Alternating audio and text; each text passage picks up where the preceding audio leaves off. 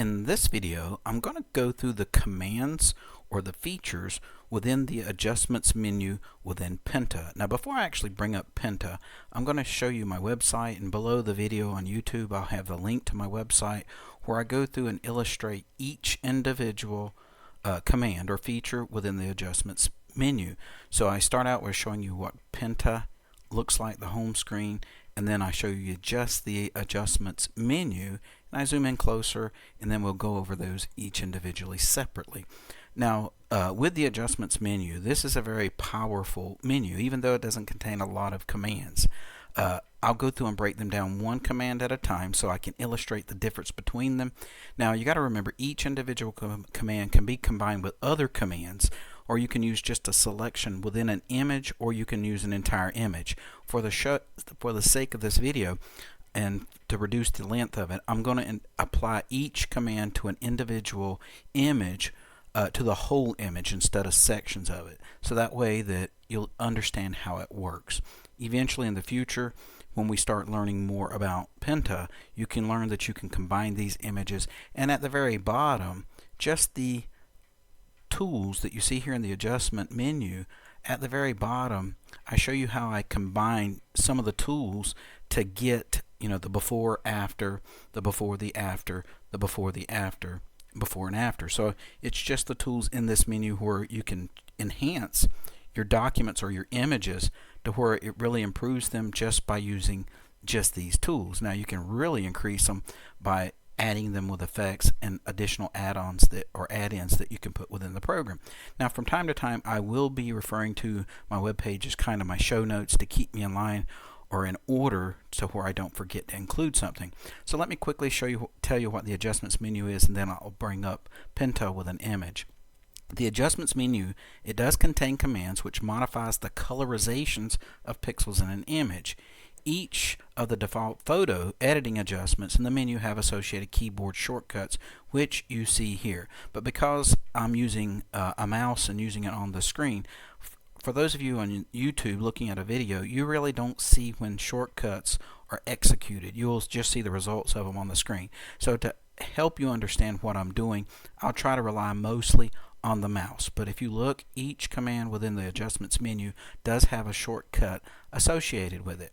Alright, let me go into my pictures folder, and I will bring up a picture of my brother from Big Brother 16 here in the US, along with another reality contestant, Zach Rance, that was also on Big Brother 16 here in the US. Alright, we're going to start with our auto level. Now some of these features has a dialog box which will appear, and some of them will not. Now on my web page, you'll see, like for the auto level, where it says there are no configurations or configurable options, so it does not have a dialog box. So this particular command, when I click onto it, that's what it's going to do.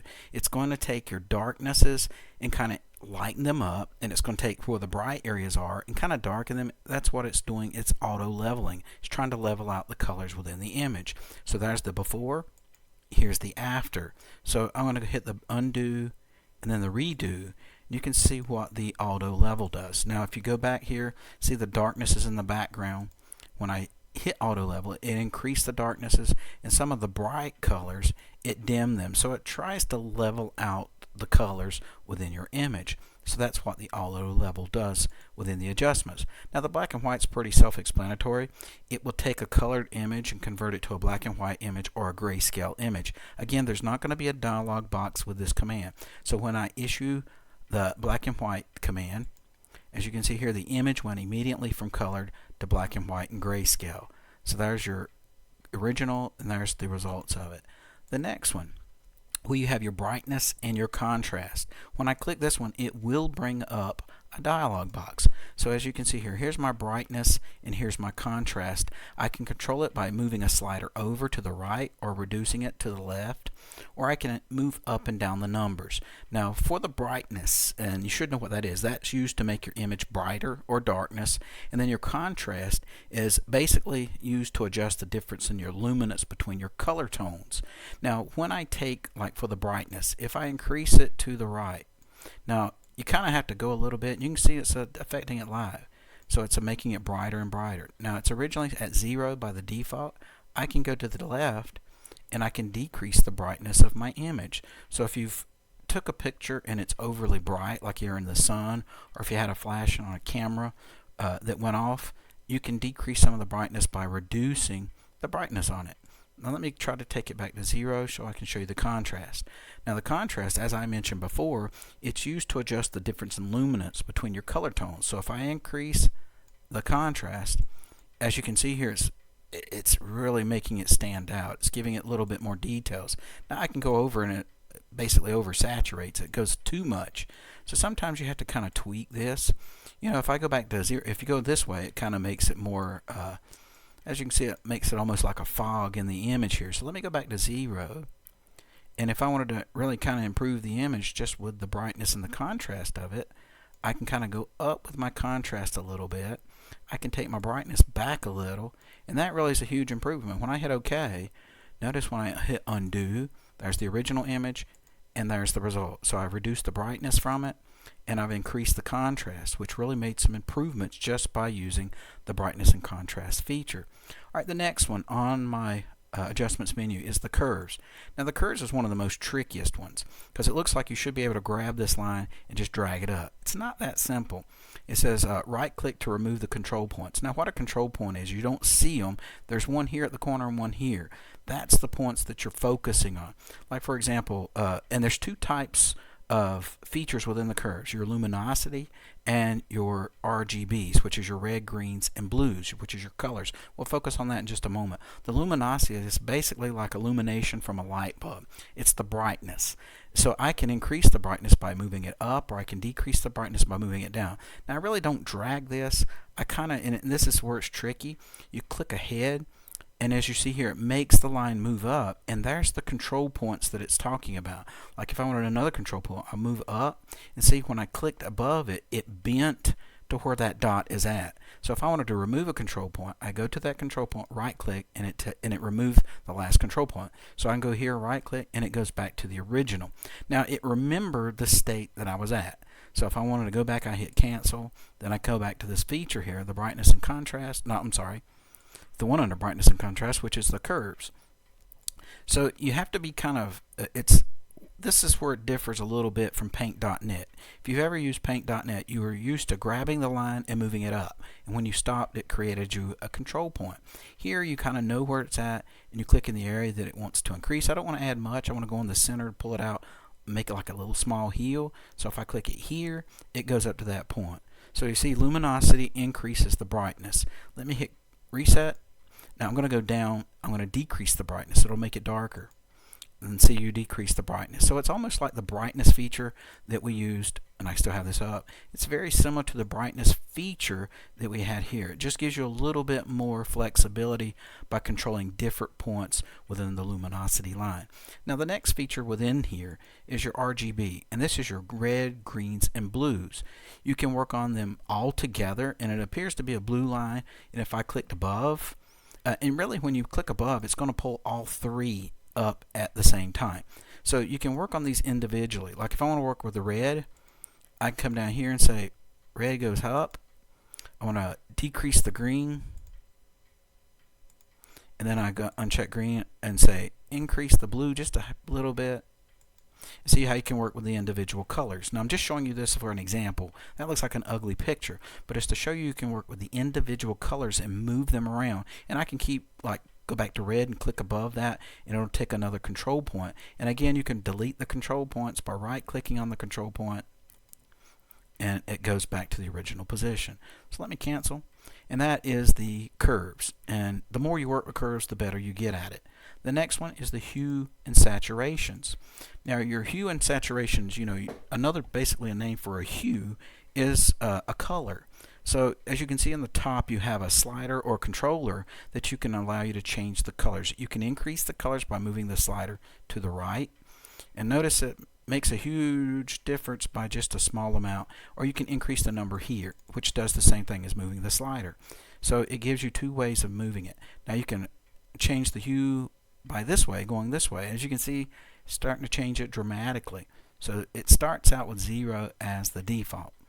Now the saturation, with saturation, it's basically makes your image more vibrant or washed out.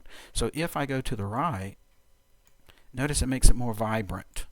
So increasing that really makes it look good. If I go to the left of its default, it kind of gives it a washed out look. So with saturation, you can make your images more vibrant, or you can give it that washed out look. I'll go kind of in the center. I don't remember exactly where it was at, but that's close enough. Lightness is very similar to the luminosity or luminescency, like a light bulb. The lightness, it makes it brighter. And that's too bright. It's almost like your contrast, or you can decrease the brightness of it. So while I go with our brightness and our luminosity, we could dim and increase it. Here we can control the colors. And that's basically what the adjustment menu is, allowing us to change and alter the colors of an image. So we can adjust like our color, our saturation, and our lightness within our image. So let me cancel that out, back to the original image. Now next we have our invert colors. Now invert colors will just basically take the colors and go to the opposite spectrum or opposite color on the color wheel. So when I clicked it, it created an image that almost looked like a negative back in the old days when you put film in a camera and you took a picture and you took your film to get it developed. They created yourself a negative. That's basically what you're doing. So with the invert colors, there's no dialog box. There's nothing to pop up like these three commands here. Now the next one is levels. Now levels is probably the most complex command that you have on this list. So let me go, instead of using this image has the multiple things, I want to pick an image. I'll just go ahead and quit the whole program. I've got the pair that I want to use with levels. So let me open this up with Pinta. Now the reason why you'll see it better here, no, it's the bird, I'm sorry. The bird is the one I got with levels, because there wasn't much of a histogram, and I'll show you the histogram in just a moment. With the levels, this is a bird that I found on the internet that was royalty-free images, so I just thought, well, this is a good one to show for the levels. As you can see here, there's a top part of our input histogram, then you have an output histogram. You have your inputs, which you can, the brightness and darkness we can control, and with our outputs. This can be a little tricky until you play around with it a while, because you think the increase in the number would make it go up, and increase this number would make it go up, but you'll see in just a moment it's slightly different. But look here on our input of our histogram. There's some blank space. There's some blank space here. What we want to do is increase the value to where our colors start, and increase our value, or and chop off this, basically crop off the beginning and ends to where it doesn't have that dead space. Now let me go back to my website, and I'm going to scroll down to that part so that it makes sense what I'm fixing to do. And there's the pair that I use with the brightness and curves, and you can see the brightness really was affected by the pair, but I left the two pictures of the two individuals with that so that you could see those, so I wouldn't switch back and forth so much. But here you can see the default, which is 255 and 0. Now as you can see, there's the original image. Here's the little part that I'm talking about. I circled it with basically my editing program to show you that I'm going to chop those off by putting these values here. Now on my input on the left side, which is my input, I'm going to change it from 255 to 245. Now it really is not going to change this histogram, but if you look on the output, this is the output, how it's affecting the picture. It's going to have the colors where it's just starting here, and by changing from 0 to 16, it's going to move this up to where the colors start here. So all that dead space is going to be removed from the picture, basically improving the quality of the picture. Now here's what I told you about. You know, we're at the top up here at 255. So by changing from 245, I'm dropping it down, so everything above that is just dead space. From 0, when I move up to 16, all this down here will be dead space. And I'm going to put it around, increase the brightness up to about 0.7, and you'll see that in just a moment, the center output. So let me go back to my image. Remember, my values are 16 and 245. So 245, I can type this in, 245, or I can drag the little slider, but this is easier to type it in. 16, or the up and down arrows. I could click up and notice how it changes, or down. But since I played around with it, I noticed that that's where it used to cut those dead space out. So if I went back to the original canceled out, you'd see that it would be darker. So this got rid of some of the darkness. Now as you look, the center part is set at 1. So to increase the brightness, you're going to go down. And when you go down with this number here, it makes this go up to be a brighter picture. Because as you can see with my bird, there's a lot of darkness there. So if I start decreasing this error here, see, the more I go down, there's like the 0.7. It increased the brightness of the overall image. So you can work on this levels. You can work with individual colors. In this case, I just work with all three at the same time. Since this is a video showing just the individual commands within adjustments, I'm not going to go through and work on them individually. Later I might spend another video in the future showing how to use the levels, because it's a little bit more complex than what I'm showing here. This is just the basics of it. So when I hit OK, there's the after. So when I hit undo, there's the before. So using the adjustments, using my levels, like I said, that's one of the most complex ones. And really that gives you the most, I guess you can say, control over your picture, because just those little fine tunes that I did, those 3 little changes, took a darker image and improved it. Because if you look, it's real dark in here. Even the stick is dark. It improved the lightness of the stick, and you can see a lot more detail in the bird. And you enhance some of the colors here as well. So this is probably one of the most advanced features of the adjustments menu. Now Posterize. Let me go and cancel this one out and open up another image. The Reality Rally back in 2015 when my brother went there. This is not a great picture, and that's why I'm going to use the Posterize. There's a lot of like smog or there's not bright colors in this one. So I'm going to go to Adjustments and use my Posterize. Now here you can affect, since it says linked, when this button here is checked, when you drag one, it drags them all together.